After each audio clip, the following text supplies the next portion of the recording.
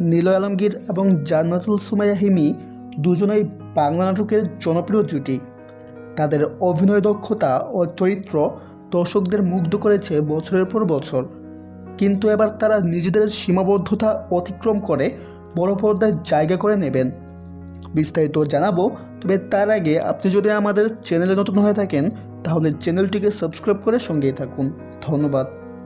বর্তমানে বাংলা নাটকের জনপ্রিয় জুটি নিলয় হিমি।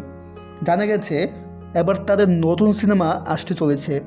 সিনেমার নাম এখনও গোপন রাখা হয়েছে, তবে জানা গেছে এটি রোমান্টিক ড্রামা ঘরানার।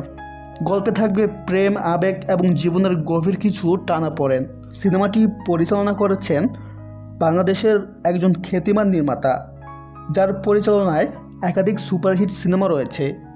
নিলয় আলমগীর বলেন, ছোট পর্দায় কাজ করতে গিয়ে অনেক ধরনের চরিত্রে অভিনয় করেছি, তবে সিনেমা নিয়ে আমার একটা আলাদা আগ্রহ ছিল। এই সিনেমার গল্পের মধ্যে যে গভীরতা আছে সেটা আমার কাছে চ্যালেঞ্জের মতো।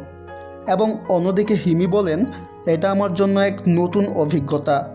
নাটক এবং সিনেমার কাজের মধ্যে পার্থক্য অনেক, বিশেষ করে বড় পর্দায় একটা দৃশ্যের মধ্যে অনেক কিছু বোঝাতে হয়। আমি খুবই আনন্দিত এবং আশা করি দর্শকরা আমাদের কাজ উপভোগ করবেন। তো ভিউয়ার্স, নিলয় হিমির সিনেমা কে কে দেখতে চান কমেন্টে জানাতে ভুলবেন না। দেখা হচ্ছে পরে কোনো ভিডিওতে। সবাই ভালো থাকবেন। ধন্যবাদ।